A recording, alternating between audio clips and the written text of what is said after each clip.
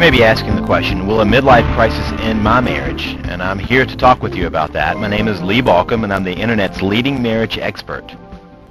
Now understand, a midlife crisis can become a marriage crisis if the crisis is not understood for what it is truly about. It really is about meaning in life and how to live the second half of life in more meaningful ways than the first half was led.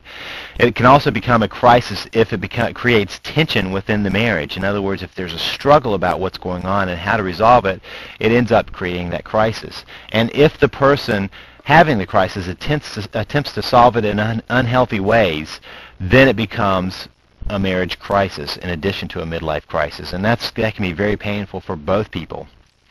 Now, this is a natural transition. It's a normal stage of development, which is very interesting because it's strange that a normal stage often ends up being such a threat, especially when it's not handled in a healthy way.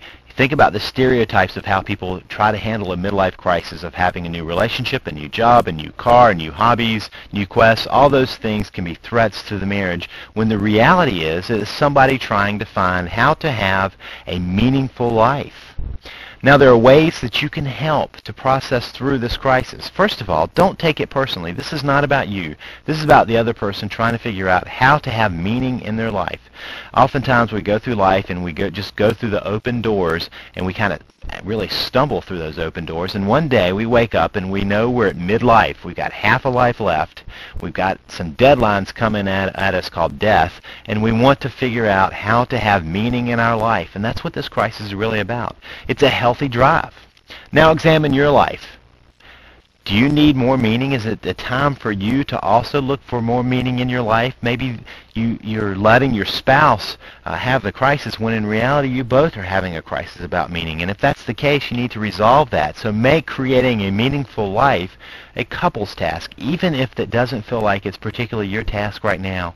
If you do that, it pulls you together, and suddenly the crisis becomes a way of growing together. And also be patient, because a midlife crisis does clear up. As soon as somebody figures out that it's all about meaning, the crisis resolves itself as they find ways of having a more meaningful life and being more meaningful in the second half of their life. Now, if you want to learn more about saving your marriage, go now to www.savethemarriage.com. I do want you to know that I do offer a video there on how to save your marriage from a midlife crisis. So go visit me now at www.savethemarriage.com.